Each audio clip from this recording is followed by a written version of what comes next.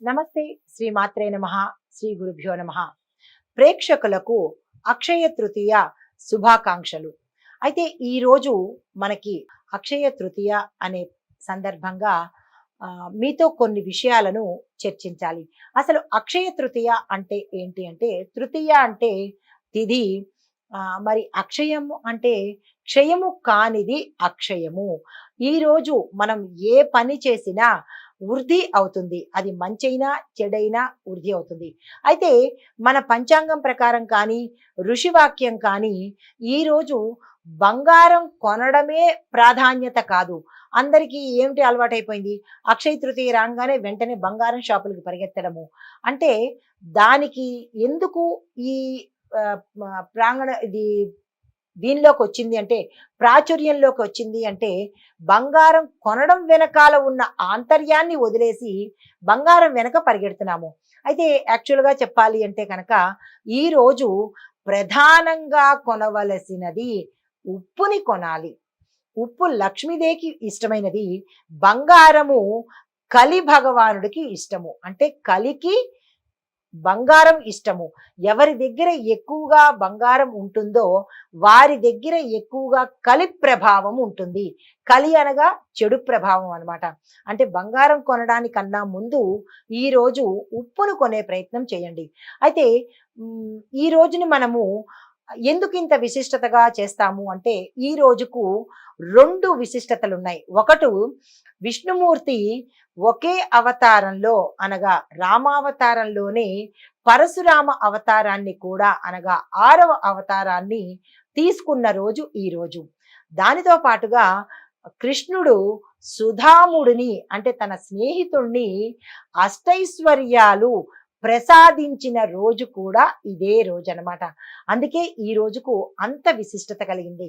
అయితే ఈ రోజున మనం చేయవలసిన పనులు ఏంటి అంటే, ఏ పని చేసినా అక్షయం అవుతుంది అంటే దానాలు చెయ్యాలి, ధర్మాలు చెయ్యాలి, పూజలు చెయ్యాలి, హోమాలు, వ్రతాలు, ఇలాంటివన్నీ అంటే దైవిక సంబంధించిన పనులు చేసినట్టయితే అవి వృద్ధి అయ్యే అవకాశము, తద్వారా మనకి అష్టైశ్వర్యాలు కలిగే అవకాశం ఉంది.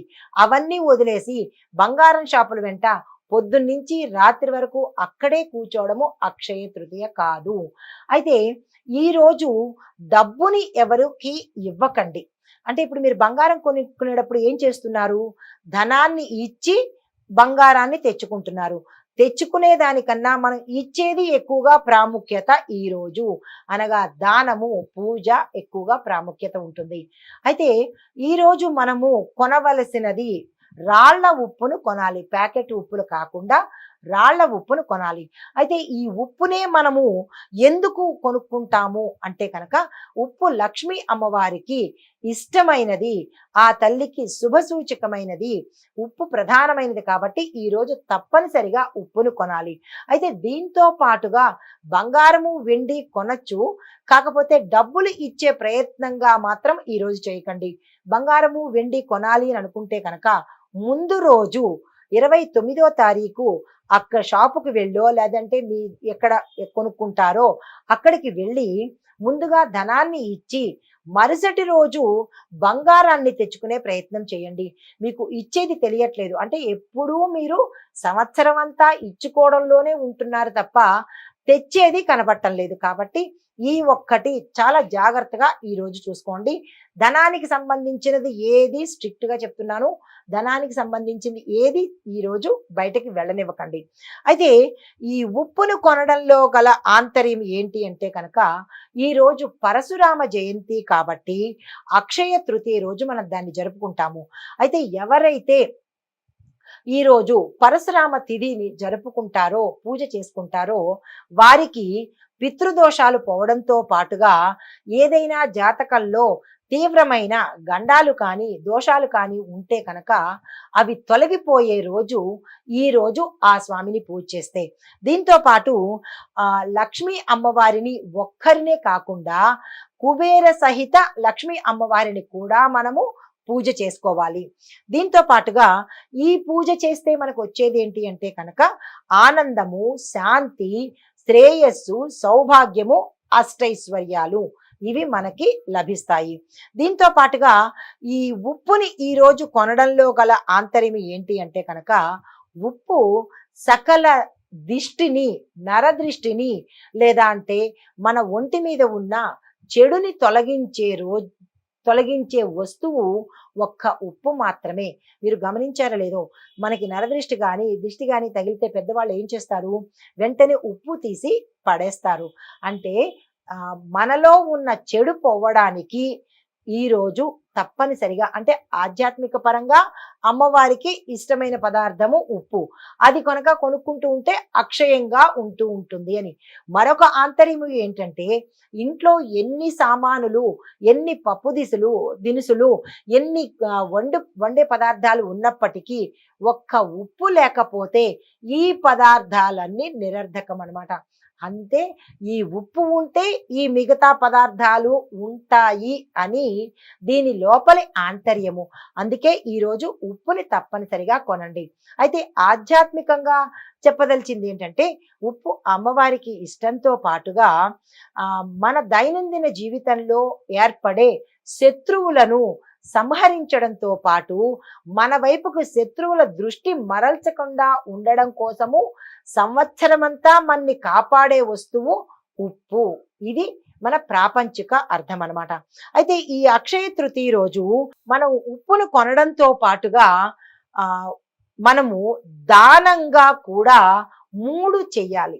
ఒకటి స్వయం పాక దానము, అంటే ఒక బ్రాహ్మణుడికి తను వండుకోవడానికి సంబంధించిన బియ్యము, పప్పు, ఉప్పు, ఆకుకూరలు, కాయగూరలు, దీనితో పాటు నెయ్యి, పాలు, పెరుగు, ఇలా ఒక వ్యక్తికి తినడానికి ఏవైతే అవసరాలు ఉంటాయో, ఎండుమిర్చి, బెల్లము, ఇలాంటి అవసరాలు తగినవన్నీ దానం చెయ్యాలి. అది ఒకటి.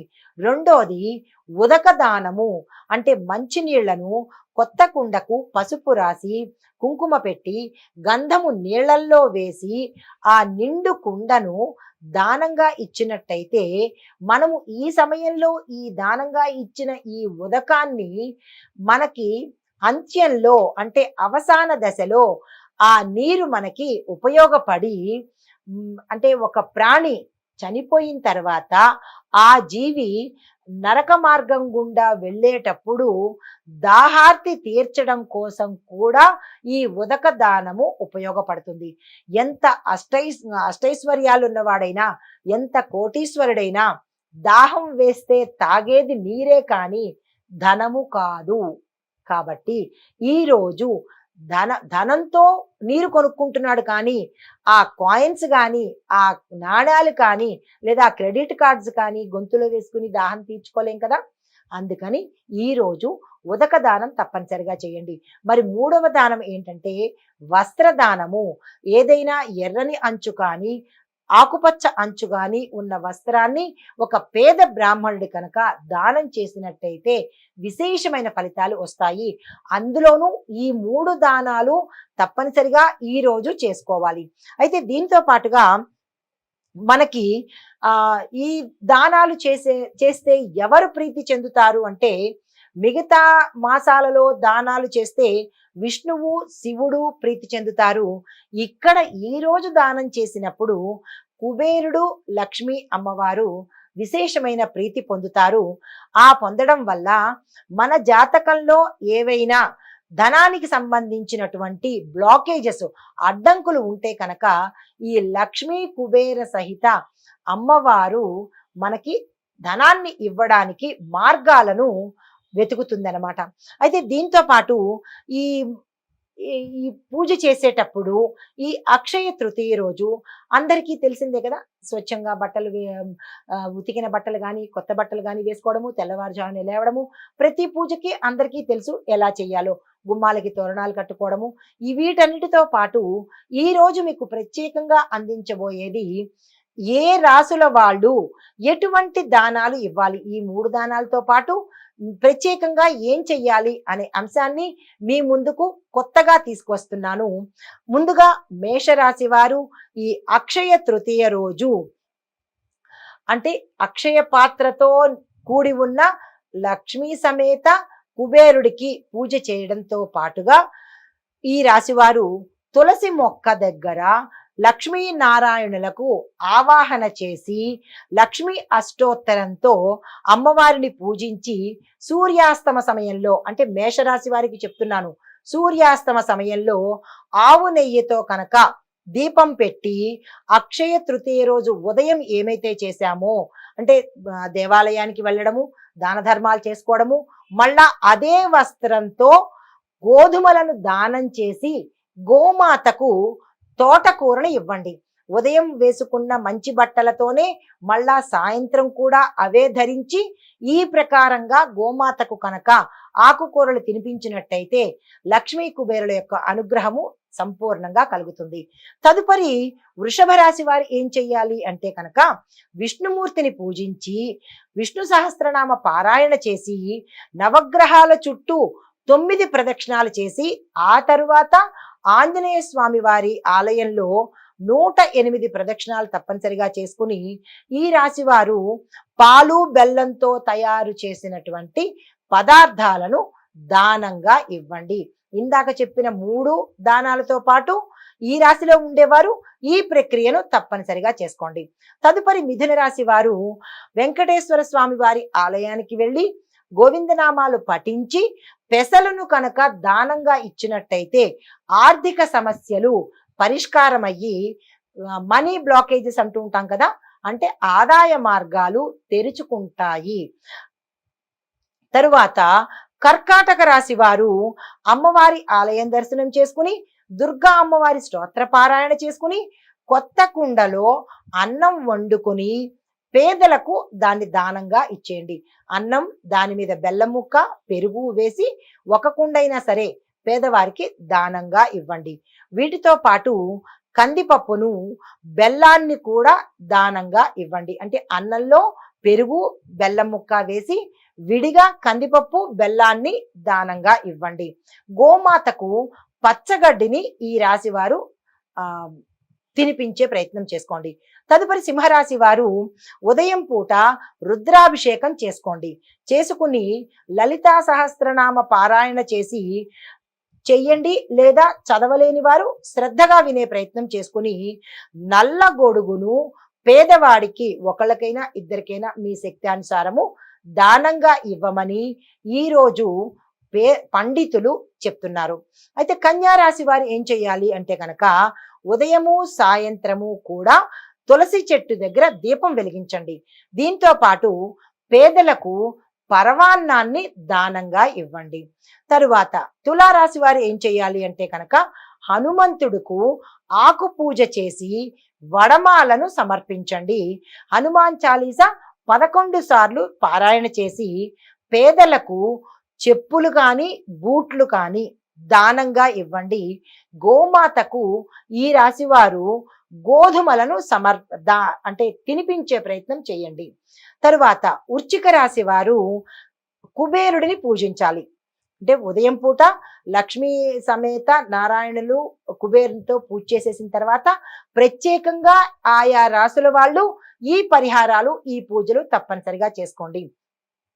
అయితే ఈ వృశ్చిక రాశి వారు కుబేరుని పూజించిన తర్వాత శివాలయంలో ఆవు నెయ్యితో దీపం వెలిగించండి.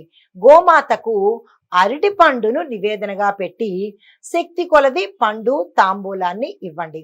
తరువాత ధనస్సు రాశి వాళ్ళు అక్షయ తృతీయ రోజున లక్ష్మీ నారాయణులను తప్పనిసరిగా పూజించండి. పెసరపప్పుతో చేసినటువంటి పులగాన్ని గోమాతకు నైవేద్యంగా సమర్పించి తినిపించండి. తరువాత బ్రాహ్మణుడుకు ఒక్కరికైనా సరే స్వయం పాకాన్ని దానంగా ఇవ్వండి. మకర రాశి వారు శివాలయానికి వెళ్ళి స్వామిని దర్శించి కొబ్బరి నీళ్లతో అభిషేకం చేసుకోండి. బిల్వదళాలతో పరమేశ్వరుణ్ణి పూజించండి. కొబ్బరి నీళ్లు అభిషేకం చేసుకుని బిల్వపత్రాలతో స్వామివారిని పూజ చేసుకుని ఒక ముత్తైదువుకు భోజనం పెట్టి పసుపు, కుంకుమ, చీర, జాకెట్టు, గాజులు, గంధము దానంగా ఇవ్వండి. తరువాత కొత్త కుండలో, అంటే వీరే మకర రాశి వాళ్ళు కొత్త కుండలో నీళ్లు నింపి దాన్ని కూడా దానంగా ఇచ్చుకోండి. కుంభరాశి వారు ఆంజనేయ స్వామి వారి గుడికి వెళ్ళి అక్కడ తమలపాకు దండను స్వామివారికి సమర్పించండి. దీనితో పాటు అప్పాలను నైవేద్యంగా సమర్పించి అక్కడ బ్రాహ్మణుడికి బెల్లాన్ని, మీ యథాశక్తి బెల్లాన్ని దానంగా చెయ్యండి. గోమాతకు ఇక్కడ తోటకూరను ఈ రాశి వారు తినిపించండి. మీనరాశి వారు రావి చెట్టుకు దీపారాధన చేసి చెట్టు దగ్గర ప్రసాదాన్ని, తీపి ప్రసాదాన్ని పెట్టి శివాలయంలో స్వామివారిని దర్శించి ఉప్పు పప్పు దానంగా ఇవ్వండి. ఈ అక్షయ తృతీయ రోజు ఈ ప్రత్యేక పరిహారాలను పాటించుకొని ఆయా రాశుల వాళ్లకు నేను సవివరంగా తెలియచెప్పాను. ఏ రాశి వారు ఏ పరిహారం చేసుకోవాలి, ఎవరిని పూజించాలి, ఏమి నివేదన చేసుకోవాలి అని చెప్పి ఇవి పాటించుకుంటే జీవితంలో ఆనందము, శ్రేయస్సు, అష్టైశ్వర్యాలు కలుగుతాయి అని మన పండితులు ఋషివాక్యము సాక్షాత్తు మహాలక్ష్మి అమ్మవారు చెప్పగా ఆ వారి నోటవి నేను మీకు చెప్తున్నాను. తప్పకుండా ఈ పరిహారాలు, సూచనలు పాటించుకుని అమ్మవారి యొక్క కరుణా కటాక్షాలు ప్రతి ఒక్కళ్ళు పొందాలని కోరుకుంటూ నమస్తే. హిట్ టీవీ యాప్, ఇందులో short news, live news, entertainment shows, movies, digital magazines తో పాటు మీ జిల్లా వార్తలను కూడా ఫ్రీగా చూడొచ్చు. ఇంకెందుకు ఆలస్యం, వెంటనే హిట్ టీవీ యాప్ ని డౌన్లోడ్ చేసుకుని ఫ్రీగా ఎంటర్టైన్మెంట్ పొందండి. Hit TV app, hit TV app, please download hit TV app. Hit TV app ని ఫ్రీగా డౌన్లోడ్ చేసుకుని ఎంజాయ్ చేయండి. మీకు నచ్చిన ఎంటర్టైన్మెంట్ కోసం హిట్ టీవీ యాప్ ని ఫ్రీగా డౌన్లోడ్ చేసుకుని ఎంజాయ్ చేయండి. హిట్ టీవీ యాప్ ని డౌన్లోడ్ చేసుకుని ఆస్వాదించండి, ఆశీర్వదించండి. ఇంతమంది సెలబ్రిటీలు హిట్ టీవీ యాప్ ని డౌన్లోడ్ చేసుకోండి అని చెప్తున్నారంటే ఎంత మంచి యాప్ ఆలోచించండి. అమెరికా అమెరికా అమెరికా అమెరికాలో చదవాలనుకునే వాళ్ళకి విశ్వసనీయమైన పేరు మన శౌర్య కన్సల్టెన్సీ. UK లో 1 year masters, UK లో 1 year masters, 2 years work permit up to 5 years visa. Contact Saurya Consultancy. Contact 89851 89851.